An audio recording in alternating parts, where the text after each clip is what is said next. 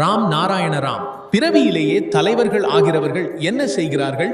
அவர்கள் சொல்வது, மகனே, கம்பளியின் நூல்களை இழுத்துக்கொண்டே இருந்தால் அந்த கம்பளி முழுதாக அழிந்துவிடும். அதற்காக அதிக நேரத்தை வீணடிக்க தேவையில்லை. நான் இன்ஜினாக வந்திருக்கிறேன்.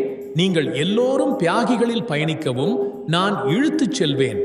உங்களுக்கு பிடித்ததை செய்யுங்கள், உலகத்தை அமைக்குங்கள், கடமையை செய்யுங்கள், விருப்பமானதை செய்யுங்கள்.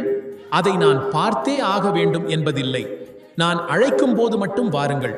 ஆனால் மனதில் அன்பும் பாசமும் இருக்கட்டும். இப்படியானவை பிறவியிலேயே வந்தவர்கள் பேசும் வார்த்தைகள்.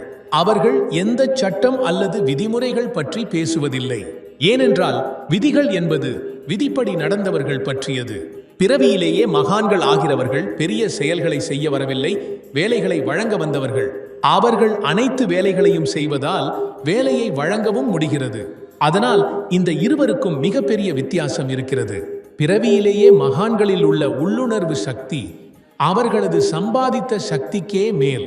அதனால் சம்பாதிக்கப்பட்ட சக்தியுடன் இதற்குள் பெரும் வேறுபாடு உள்ளது.